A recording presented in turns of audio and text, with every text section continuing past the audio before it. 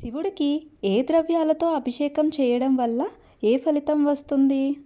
ఆవు పాలు సర్వ సౌఖ్యములు. ఆవు పెరుగు ఆరోగ్యము, బలము, యశస్సు. ఆవు నెయ్యి ఐశ్వర్య ప్రాప్తి. చక్కెర దుఃఖనాశనము. తేనె తేజోవృద్ధి. భస్మజలం మహాపాపాలు నశించును. గంధోదకం సత్పుత్ర ప్రాప్తి. పుష్పోదకం భూలాభము. అన్నాభిషేకం అధికార ప్రాప్తి, మోక్షము, దీర్ఘాయువు, సుఖజీవనము. కొబ్బరి నీళ్లు సకల సంపదలు. చెరకు రసం ధనవృద్ధి.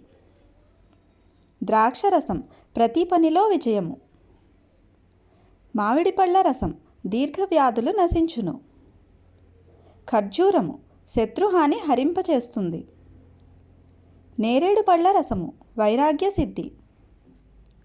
నువ్వుల నూనె అపమృత్యు దోషము నివారణ.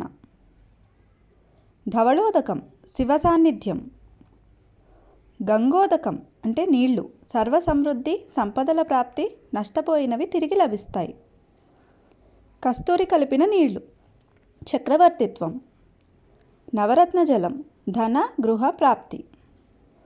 గరిక జలం ద్రవ్య ప్రాప్తి. మారేడు బిల్వదల జలం భోగభాగ్యములు. రుద్రాక్ష జలం ఐశ్వర్యం. సువర్ణ జలం దారిద్ర్యనాశనం.